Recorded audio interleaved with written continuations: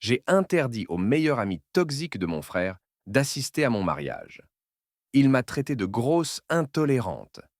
Puis, elle a déchaîné un enfer de harcèlement en ligne. Mon mariage de rêve, celui que j'avais minutieusement préparé pendant des mois avec Liam, l'amour de ma vie, a failli virer au cauchemar, à quelques secondes du grand jour. Et ce n'était ni à cause de la météo, ni d'un dépassement de budget, ni d'un traiteur qui annule à la dernière minute.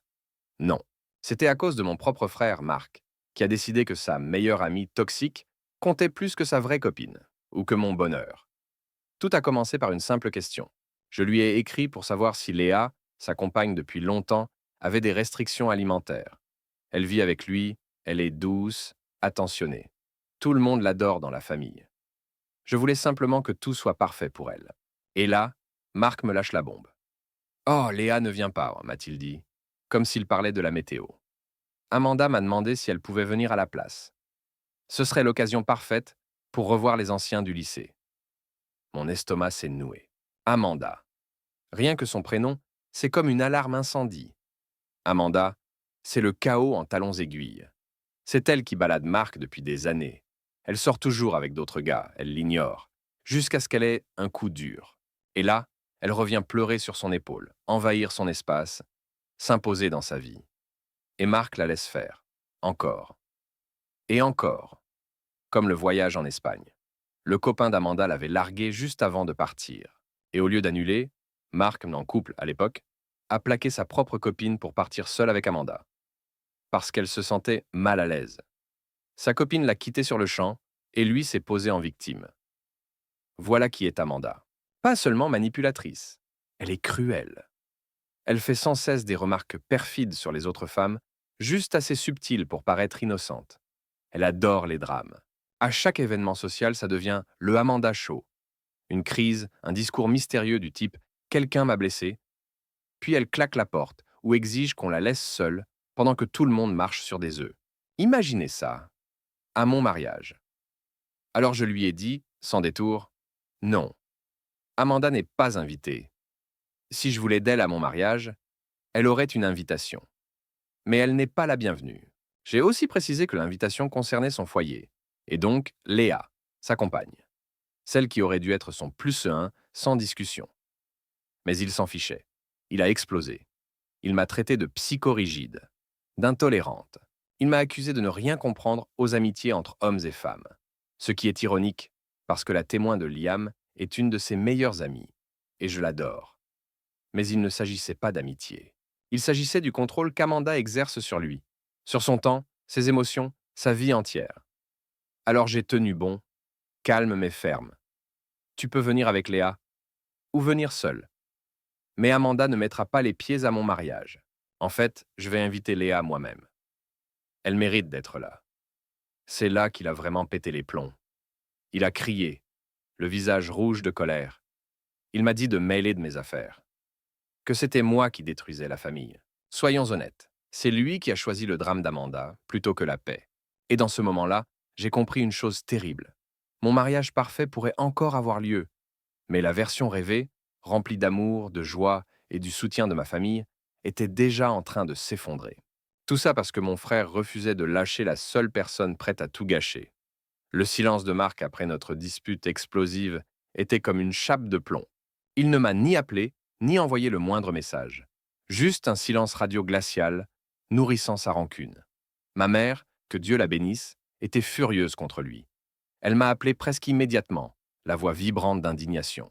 Je lui ai dit, Sarah, c'est moi au fait, je lui ai dit qu'il se comportait comme un sale gamin égoïste et qu'Amanda était une sorcière manipulatrice. Il doit grandir et ouvrir les yeux avant qu'elle ne détruise complètement sa vie. Apparemment, elle s'était disputée violemment avec lui, ce qui bien sûr n'avait mené à rien. Marc campait sur ses positions, convaincu d'être la victime. Mon père, fidèle à son habitude d'éviter les conflits, s'est contenté de soupirer en disant que c'était beaucoup de drame pour rien. Mais il a tout de même avoué à ma mère qu'il trouvait Amanda louche. Il ne voulait juste pas se mettre en première ligne. Liam, mon fiancé, mon roc, n'arrêtait pas de me rappeler que j'avais pris la seule décision possible. C'est notre mariage, mon amour, disait-il en me serrant dans ses bras. Pas la scène de ses amitiés toxiques. Puis, après 2 jours de silence tendu, mon téléphone s'est allumé. Numéro inconnu. Mon cœur s'est emballé. Marc? Il avait enfin compris? Non. C'était Amanda. Et elle était furax. Ses premiers messages étaient une masterclass de manipulation déguisée en victimisation. Marc est dévasté par ton ultimatum cruel, Sarah, disait l'un. Comment peux-tu être aussi sans cœur? Il a besoin de sa meilleure amie à ses côtés dans les moments importants. J'ai toujours été une constante dans sa vie, contrairement à certaines. Le pic envers Léa était à peine voilé. Puis elle a osé ajouter « Ne t'inquiète pas, je vais arranger les choses avec lui. Il changera d'avis. Et bien sûr, je serai au mariage. Je ne manquerai pas l'occasion de revoir les anciens pour rien au monde. » Et elle a signé d'un léger « À bientôt. Ixoxo Amanda. » Ma tension a explosé. L'audace. Pure et dure, j'ai respiré profondément, essayant de puiser une sérénité intérieure que je ne ressentais pas du tout, et j'ai tapé une réponse claire comme de l'eau de roche. Amanda, soyons parfaitement clairs. Tu n'es pas invitée à mon mariage. Cette décision est définitive et non négociable. Si ta priorité est de revoir les anciens, je te suggère d'organiser une autre réunion, ailleurs et un autre jour. Si tu t'avises de te présenter à l'un de mes événements liés au mariage, tu seras immédiatement escorté hors des lieux par la sécurité. Et si besoin, la police interviendra. Ne me contacte plus, ni moi, ni mon fiancé. J'ai envoyé le message avec un sentiment de fermeture définitive, espérant, au fond de moi, que ce serait la dernière fois que j'entendrais parler d'elle. Évidemment, espoir naïf. Amanda ne fait pas de sorties discrètes. Elle fait des sorties apocalyptiques. Les menaces par mail ont commencé presque aussitôt. Une avalanche d'insultes puériles, mégère jalouse, contrôle freak pathétique, fausse mariée hystérique, mêlées à des avertissements brumeux du genre « Tu vas regretter de t'en être, prise à moi, ou tu joues avec le feu ». Mais c'est sur Instagram qu'elle a vraiment franchi une ligne perverse. Elle a commencé à me taguer dans une avalanche de publications, en plaçant mon nom d'utilisateur tout petit, caché dans un coin, pour que peu de gens le remarquent, mais que moi, je reçoive chaque notification insupportable. Puis elle a lancé une session Ask Me Anything dans ses stories. Et je suis presque sûr qu'elle s'envoyait elle-même des questions. L'une disait « La tenue parfaite pour un mariage auquel on rêve d'aller », accompagnée d'un selfie en robe somptueuse, digne d'un mariage, avec en légende « Ce chef-d'œuvre, que je ne porterai probablement jamais, sniff ». Une autre question déclenchait une tirade à peine voilée sur « Les gens intrusifs qui croient pouvoir dicter le bonheur des autres ».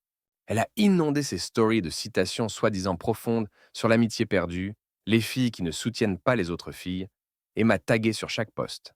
J'ai tout capturé, capture après capture, ma colère grandissant à chaque manipulation publique. Ce n'était plus une crise d'ego. C'était une campagne, calculée, toxique, pour se faire passer pour la victime, et me faire passer pour le monstre. Le drame avait quitté le cercle familial, pour se jouer désormais en public, même si c'était un petit public. Et j'avais ce pressentiment glacial. Amanda ne faisait que commencer. Les pitreries d'Amanda sur Instagram n'étaient que la partie émergée de l'iceberg. Mon intuition ne me trompait pas. Elle n'allait pas se contenter de publications passives-agressives. Très vite, elle s'est mise à propager une version complètement tordue des faits auprès de nos anciens amis du lycée. Heureusement, certains, fidèles et lucides, m'ont contacté sans attendre. Un message disait « Salut Sarah, juste pour te prévenir.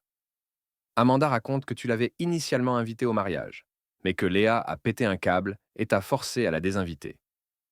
Ça sent l'intox, mais je voulais que tu le saches. » Un autre ami m'a confirmé qu'elle présentait Léa comme une mégère jalouse et autoritaire, et moi comme une sœur faible, soumise aux caprices de ma future belle-sœur. L'audace. Incroyable. Elle tentait littéralement de réécrire l'histoire pour se faire passer pour la pauvre victime innocente, victime de l'insécurité prétendue de Léa. Mais ce qui m'a vraiment soulagé, personne, ou presque, ne l'a cru. La plupart de nos anciens amis s'étaient déjà éloignés d'elle depuis des années, fatigués de ses drames constants et de son égoïsme maladif. Les filles de notre ancien groupe d'amis, après qu'Amanda les ait harcelées avec sa petite histoire triste, ont fini par bloquer son numéro. Même certains gars restés proches de Marc à travers des hobbies communs m'ont discrètement envoyé des messages pour me mettre en garde contre les rumeurs qu'elle colportait. Son passé toxique parlait pour elle. Mais malgré tout, ça ne rendait pas ces manigances moins blessantes. Évidemment, la réaction de Marc était tout sauf surprenante. Quand il a appris qu'Amanda se faisait rejeter, lire, personne ne croyait à ses mensonges, il n'a pas pris une seconde pour se demander pourquoi. Non, il a paniqué. Et tout de suite, il a supposé que j'avais orchestré une campagne de calomnie contre sa précieuse Amanda. Mon téléphone a explosé de textos furieux et d'appels manqués. Un message en majuscule hurlait: « Mais qu'est-ce que tu as fait, Sarah?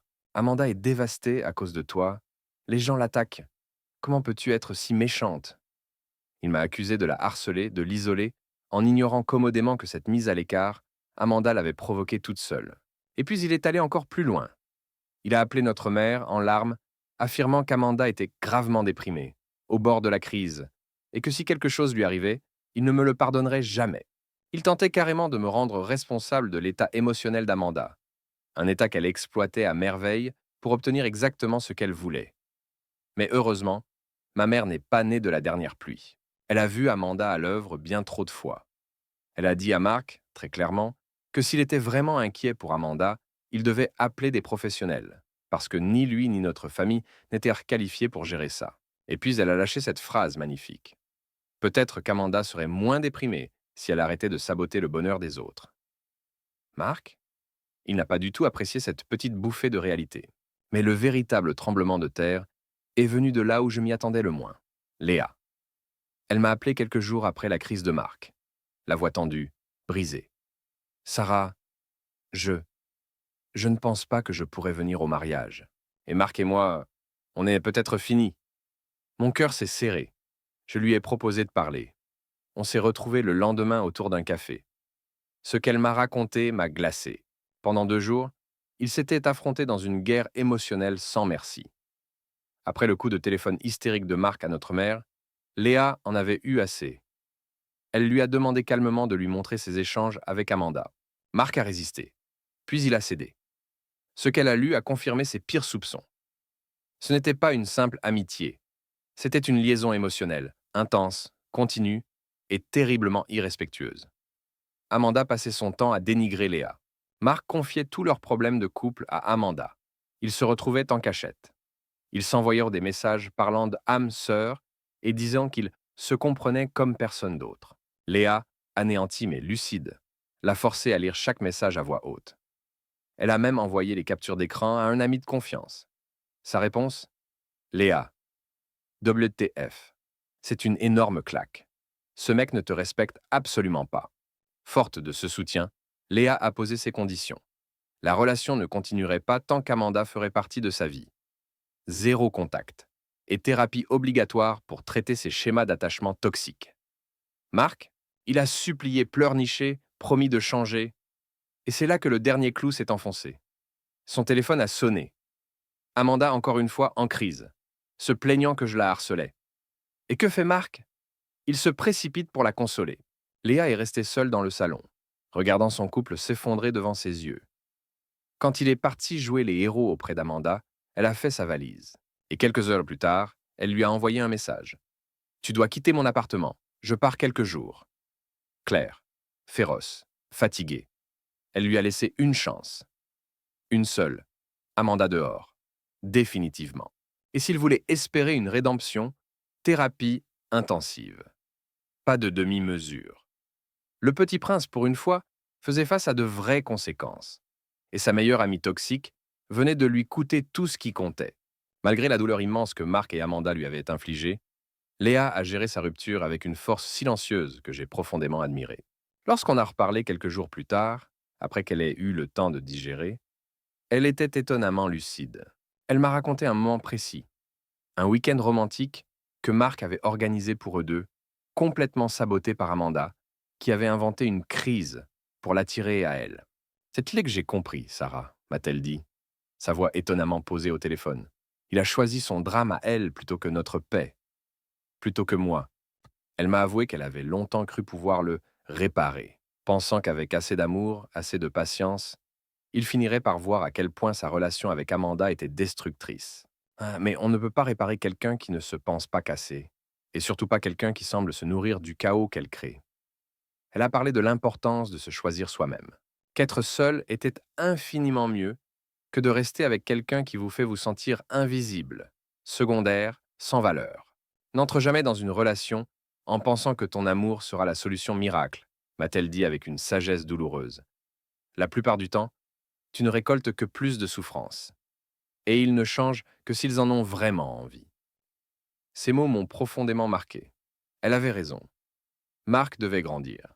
Soit s'engager entièrement dans sa dynamique toxique avec Amanda, soit enfin ouvrir les yeux et comprendre qu'il était manipulé. Et Amanda, elle avait besoin de grandir aussi, de préférence sur un autre continent. Ironiquement, au milieu de ce tourbillon familial, ma propre vie avait trouvé un étrange calme. Liam et moi étions plongés dans les derniers préparatifs du mariage, dans une bulle d'excitation presque irréelle. Un soir, en écrivant les dernières invitations, je me suis arrêté, le stylo suspendu.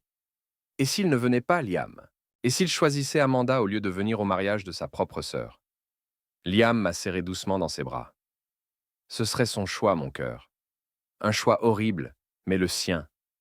Ce jour est à nous, à notre amour, à notre avenir. Personne ne gâchera ça. Même pas ton frère. Son soutien indéfectible était mon ancrage. J'avais réussi à compartimenter. Le mariage aurait lieu. Quant à Marc, il ne m'avait pas reparlé depuis que Léa l'avait mis à la porte, et je n'allais certainement pas courir après lui. Puis, le téléphone a sonné. Il était tard. Très tard. Ce genre de silence lourd où chaque tic-tac d'horloge devient un coup de marteau. Liam et moi dormions. La sonnerie stridente m'a arraché au sommeil, mon cœur bondissant, envahi d'un pressentiment atroce. C'était mon père. Sa voix était brisée, déformée par une tension que je ne lui connaissais pas. Un son qui m'a glacé jusqu'à l'os. Sarah, c'est Marc. Il y a eu un accident. Le monde a basculé. J'ai senti l'air quitter mes poumons. J'ai littéralement laissé tomber le téléphone, mes mains tremblantes en le ramassant. Il était à l'étranger, avec Amanda. Un accident de voiture. Mon esprit n'arrivait pas à comprendre. Marc, Amanda, à l'étranger? Pourquoi? Mon père m'a expliqué, par bribes douloureuses, un voyage impulsif, insensé, pour se vider la tête, après sa rupture avec Léa. Marc était sans domicile, sans emploi, mentalement au bout du rouleau. Et maintenant ça. L'univers avait un sens de l'ironie cruelle. Obtenir des informations concrètes était une torture. Amanda n'avait contacté personne. Rien. Pas un mot. Finalement, un hôpital situé dans une région reculée, hors UE, a réussi, après d'innombrables efforts, à joindre mon père grâce à un vieux numéro d'urgence que Marc avait laissé quelque part. Son téléphone avait été détruit dans l'accident. C'est une infirmière douce, malgré son fort accent, qui nous a donné les détails glaçants. Marc était vivant, mais c'était grave, très grave. Il ne pouvait pas nous parler. Mon père, en ruine, tentait de garder contenance, mais sa voix tremblait. On doit y aller, Sarah. Maintenant. Les heures qui ont suivi furent un brouillard d'agitation frénétique, de logistique infernale et d'une angoisse qui s'enroulait dans mon ventre comme un serpent venimeux. Trouver des billets d'avion à la dernière minute vers un endroit aussi isolé, presque impossible. Prix exorbitant. Trajet absurde, avec plusieurs escales, qui prendraient des jours. L'impuissance était insupportable. Finalement, après des heures de recherche désespérée, on a compris que conduire un voyage interminable, sans pause, à travers plusieurs frontières, était, incroyable mais vrai, notre meilleure option. À 5 heures du matin, mon père et moi étions dans sa vieille voiture, fiable mais fatigué, propulsé par du café tiède et une dose d'adrénaline désespérée. La route devant nous s'étirait comme un ruban infini de peur. Le silence dans la voiture était épais, chargé de craintes non dites. Mon père tenait le volant à deux mains, les jointures blanches. Son visage figé dans une expression que je ne pouvais pas lire. De la colère contre Marc? De l'inquiétude? De la culpabilité? Sans doute un mélange insupportable des trois. Je n'avais jamais vu ce regard hanté dans ses yeux. C'était terrifiant. Je fixais la fenêtre, les paysages gris défilant à travers la brume matinale. Mon esprit revoyait chaque dispute avec Marc, chaque mot dur, maintenant potentiellement irréversible. Oui, il avait été idiot. Oui, il avait blessé Léa. Et moi. Mais il restait mon frère. Sous toutes les couches de frustration, une peur primitive s'était emparée de moi. Je ne voulais pas qu'il meure. Mon Dieu, je ne voulais pas qu'il meure. Après ce qui a semblé une éternité de route, l'odeur du café froid et de la peur planant dans la voiture, entrecoupée de rares mises à jour de l'hôpital chaque fois qu'on captait du réseau, nous sommes enfin arrivés. L'hôpital était austère, fonctionnel. L'air sentait un antiseptique étrange. Mais Marc était vivant. Le soulagement m'a fauché comme une vague physique. Mes jambes ont failli lâcher. Mais Amanda, aucune trace. Disparue, effacée, comme si elle n'avait jamais existé. Les jours suivants, dans cet hôpital stérile et étranger, n'étaient qu'un brouillard de conversations murmurées avec des médecins à travers des traducteurs exténués, le bip incessant et oppressant des machines, et une peur sourde qui s'accrochait à nous comme l'humidité stagnante de l'air. Marc était vivant, oui, mais loin d'être tiré d'affaire. À peine conscient, respiration faible, son corps menait un combat acharné. Et ce n'étaient pas les blessures de l'accident qui menaçaient en sa vie, comme on l'avait d'abord cru. Non. Après une série de tests, les médecins ont révélé un diagnostic aussi inattendu que terrifiant, une septicémie sévère. Apparemment, Marc avait développé une infection urinaire pendant leur virée insensée qui s'était transformée en une infection rénale aiguë, puis en une septicémie généralisée. Et ils l'avaient détecté bien trop tard. Leur escapade pour se vider la tête s'était transformée en une lutte à mort. À cela s'ajoutait un gouffre financier sans fond. Marc, dans sa brillante clairvoyance, sans doute encouragé par la philosophie YOLO d'Amanda, n'avait pas pris d'assurance voyage, malgré leur destination hors UE. Chaque médicament, chaque intervention, chaque journée passée en soins intensifs devait être payée d'avance, en liquide, et la facture s'envolait déjà vers les dizaines de milliers. Ma mère, et de façon incroyable, Léa aussi, faisait tout ce qu'elle pouvait depuis chez nous. Appel à l'assurance, supplications, paperasse, transfert d'urgence. Pendant ce temps, mon père et moi étions coincés, impuissants, face à un frère, entre la vie et la mort, et des ressources qui fondaient à vue d'œil. Puis, Amanda a refait surface. Elle a débarqué dans la salle d'attente de l'hôpital 2 jours complets après notre arrivée. Pas particulièrement bouleversée, plutôt comme quelqu'un légèrement dérangé dans son emploi du temps. Elle a affirmé ne pas avoir abandonné Marc, qu'elle avait simplement dû s'occuper de la police à propos de l'accident, puis qu'elle avait eu besoin de temps pour digérer. Sa version des faits? Un récit confus, égoïste, incohérent. Marc, selon elle, avait commencé à se sentir mal quelques jours après leur arrivée. Elle lui aurait proposé d'aller aux urgences, mais il aurait refusé, trop têtu. Alors il serait sorti, boire. De retour à leur Airbnb, il aurait pris un médicament. Elle ne savait plus lequel, mais elle soupçonnait qu'il ne fallait pas le mélanger avec de l'alcool. Une dispute a éclaté, puis Marc se serait évanoui. Pourquoi n'a-t-elle pas appelé une ambulance à ce moment-là? Impossible d'obtenir une réponse claire. Elle a marmonné qu'il avait repris connaissance, et qu'elle avait donc décidé de l'amener à l'hôpital elle-même. C'est en route qu'elle aurait paniqué et percuté une barrière, brisant le téléphone de Marc qu'il tenait à la main. Elle serait ensuite entrée dans une clinique pour chercher de l'aide, puis serait restée avec la voiture jusqu'à l'arrivée de la police. Et pourquoi ne nous avait-elle pas contactés immédiatement? Ah, là encore, une justification à faire hurler. Elle a dit qu'elle devait se recentrer, qu'après ça, elle était retournée à leur Airbnb, avait récupéré ses affaires, puis s'était installée dans un hôtel de luxe à proximité pour se reposer et se retrouver. Car cette situation avait été si difficile pour elle. Elle avait laissé mon frère, gravement malade, seul, dans un pays étranger, sans moyen de contacter qui que ce soit, pendant plus de 24 heures. Et pendant ce temps, elle postait tranquillement un selfie depuis le balcon de son hôtel, avec cette légende pleine de mépris. Trouver la paix au milieu du chaos, pendant que nous vivions notre pire cauchemar. Quand mon père et moi, pâles d'épuisement et de colère, l'avons confrontée sur cet abandon, elle a simplement haussé les épaules. J'avais besoin de temps pour moi. Vous n'imaginez pas à quel point tout cela a été stressant. Le pur narcissisme. Brut, sans filtre, sans honte. J'étais sidéré. Une rage brûlante s'enroulait dans ma poitrine. Nous étions là, terrifiés à l'idée de perdre Marc, à nous ruiner financièrement pour le sauver. Et cette femme, responsable directe de tant de ses décisions catastrophiques, priorisait ses soins en spa. Mon père avait l'air sur le point d'exploser.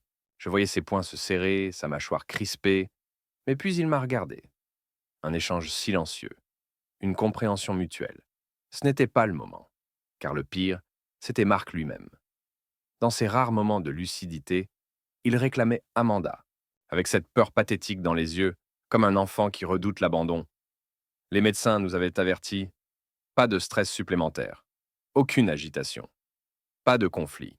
Alors, avec une nausée tenace au fond de la gorge, on a dû faire semblant, tolérer sa présence, ses commentaires vides de sens, son absence totale de remords. Tout ça pour protéger Marc de la vérité. La vérité qu'en réalité, dans son moment le plus vulnérable, Amanda l'avait laissé crever seule. Et moi, je n'avais jamais eu à avaler une pilule plus amère que celle-là. Les visites d'Amanda à l'hôpital étaient une leçon magistrale d'égocentrisme déconnecté de la réalité. Pendant que mon père et moi étions vidés de toute énergie, rongés par la peur de perdre Marc, elle papillonnait, se plaignant du room service de son hôtel ou de combien toute cette épreuve était épuisante pour elle. Son inquiétude principale n'était pas la septicémie qui menaçait la vie de Marc, mais de savoir s'il était encore fâché contre elle pour une querelle stupide d'avant son effondrement. Quelques jours après le début de ce cauchemar, elle m'a coincé dans le couloir. Hein, Sarah a-t-elle chuchoté, d'une voix géniarde et sucrée. Tout ce stress que votre famille n'apporte. Parler constamment d'argent, de Léa, c'est mauvais pour l'énergie positive de Marc. Ce fut la goutte de trop.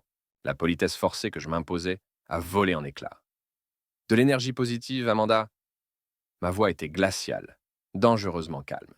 La seule chose qui menace la vie de Marc, c'est la septicémie foudroyante provoquée par votre voyage irresponsable. Il se bat pour chaque respiration, pendant que toi, tu t'inquiètes de tes likes sur Instagram.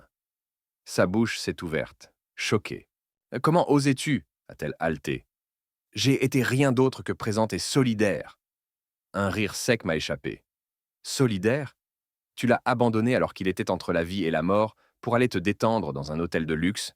Tu postais des selfies pendant que sa famille était en panique absolue. Amanda, tu es un parasite. Tu te nourris de la faiblesse de mon frère, de sa loyauté mal placée. Tu lui as coûté Léa. Tu as abîmé nos liens familiaux. Et maintenant, ton irresponsabilité a failli le tuer. Elle a tenté d'ouvrir la bouche, mais je l'ai coupée net. On te tolère ici uniquement parce que, dans ses délires, Marc te réclame. Mais écoute-moi bien. Dès qu'il sera hors de danger, c'est fini. Terminé. Tu ne t'approcheras plus jamais de lui, ni de nous. Ton petit spectacle toxique, il est annulé. Définitivement. Pour une fois, Amanda était restée sans voix. Sa façade de victime s'effritait enfin. Comme prévu, des larmes lui montaient aux yeux. Je n'ai ressenti aucune pitié. Juste une froideur nette, inébranlable. Je me suis retourné et je suis parti, la laissant seule, ombre fanée dans un couloir stérile d'hôpital. Ma guerre avec Amanda était terminée. Mais celle de Marc, la guerre contre son aveuglement, contre les conséquences de ses choix, contre le vide glacial où la loyauté d'Amanda aurait dû exister, ne faisait que commencer. Quant à Amanda, qu'elle aille jouer sa pièce ailleurs, la scène de cette famille est fermée, pour toujours.